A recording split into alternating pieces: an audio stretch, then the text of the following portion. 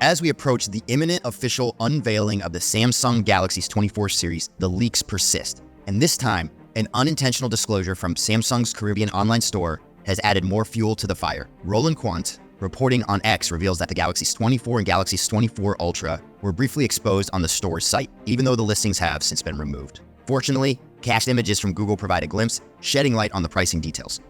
While prior leaks have showcased the design, each new revelation further solidifies our understanding of the phone's appearance and features. A notable confirmation is the adoption of a flat display, marking the departure from Samsung's iconic curved screens. The standard Galaxy S24 closely resembles its predecessor, the Galaxy S20.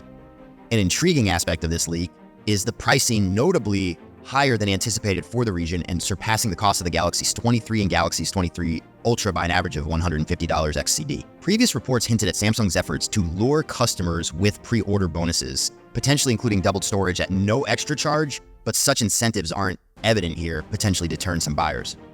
While the leak images don't unveil specific hardware specifications, they do confirm the expected camera sensors across the phones. Notably, the Galaxy S24 Ultra is rumored to feature a 200p main camera, a 12-MP ultra-wide lens, a 10p3x telephoto lens, and a 15.5x telephoto lens. On the other hand, the standard Galaxy S24 is anticipated to include a 50p main camera, a 12-MP ultra-wide, and a 10p3x telephoto. Although these specifications might not represent a significant leap from the Galaxy S23 series, Samsung seems to be emphasizing the role of AI in enhancing its capabilities.